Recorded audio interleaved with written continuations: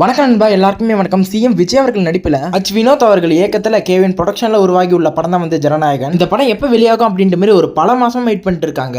இந்த வீடியோ பார்க்குற நீங்க ஸ்கிப் பண்ணாத பாத்துருங்க. அது மட்டும் இல்லாத சேனலுக்கு புதுசா சப்ஸ்கிரைப் பண்ணிட்டு பெல் ஐகானை கிளிக் பண்ணுங்க. இந்த படம் பராசக்தி கூட மோத போது ஜனவரி 9 வந்து இந்த படம் ரிலீஸ் ஆக போகுது அப்படின்ற மாதிரி ஸ்டார்டிங்ல அபிஷியல் அனௌன்ஸ்மெண்ட் பண்ணியிருந்தாங்க. ஆனா பராசக்தி படத்தை முடிச்சு விட்டாங்க. ஆனா இந்த படம் மட்டும் ரிலீஸ் ஆகல. ஏன்னு கேட்டாக்கா இது ஒரு அரசியல் படம், அதனால சென்சார் கிடைக்கல அப்படின்ற மாதிரி பல தகவல் வந்துச்சு. சரி, அதுக்கப்புறம் எப்பதான் படம் ரிலீஸ் ஆகணும் எல்லாருமே வெயிட் பண்ணிட்ட சமயத்தில் எலெக்ஷனுக்குள்ள படம் ரிலீஸ் ஆகிடுமா அப்படின்னு மாரி தகவல் வந்துட்டு இருந்துச்சு.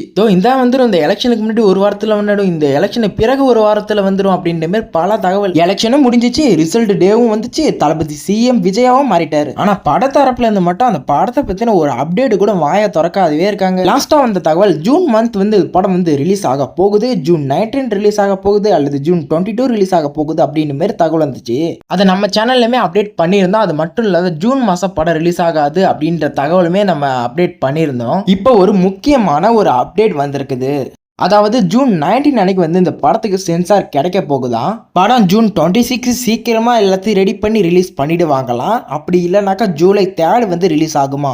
இது கிட்டத்தட்ட கன்ஃபார்ம் அப்படின்ற மாதிரி தான் தகவல் வந்திருக்குது. வெயிட் பண்ணி தான் பார்க்கணும். ஏன்னா இந்த டேட்டெல்லாம் நம்ம நம்பவே முடியல. ஏன்னா இது வரைக்கும் பல அப்டேட்ஸ் பல டேட்ஸ் வந்திருக்கு. ஆனால் இந்த படம் மட்டும் ரிலீஸ் ஆனது கிடையாது. வெயிட் பண்ணி பார்ப்போம். லாஸ்ட் ஹோப்பா. அப்படியே வீடியோ பிடிச்சா லைக் பண்ணிட்டு இந்த மாதிரி அப்டேட்ஸ்லாம் தெரிஞ்சுக்கணும்னா கண்டிப்பாக சப்ஸ்கிரைப் பண்ணி பெல் ஐகானை கிளிக் பண்ணிக்கணும். அப்புறம் 2 ஷேர் பண்ணுறேங்க. Bye friends.